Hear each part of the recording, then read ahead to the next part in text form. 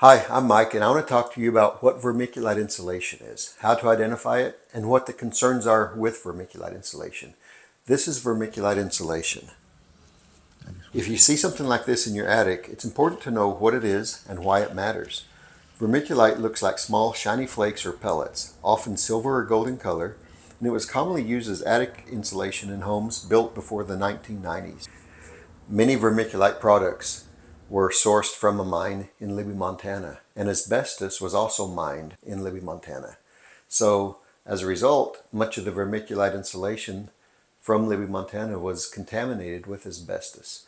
It's estimated that 75 to 80% of the vermiculite insulation sold in the U.S. was sourced from Libby, Montana, and is very likely contaminated with asbestos. And disturbing this asbestos can cause the fibers to go airborne, and this can be a serious health hazard. But the good news is, if the vermiculite insulation is left undisturbed, it typically isn't a problem.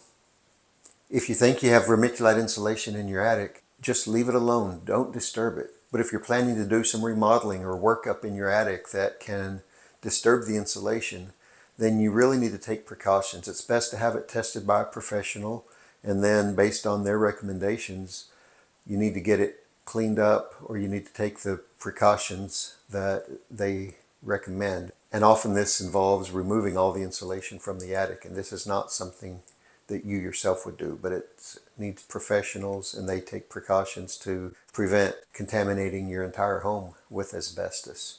So that's basically it. If you have vermiculite insulation, don't worry too much. Just leave it alone. If you're doing remodeling and you have this vermiculite insulation in your attic, then you must take some precautions. That's it in a nutshell. I hope this video has been helpful to you. I really appreciate you watching. Have a great day.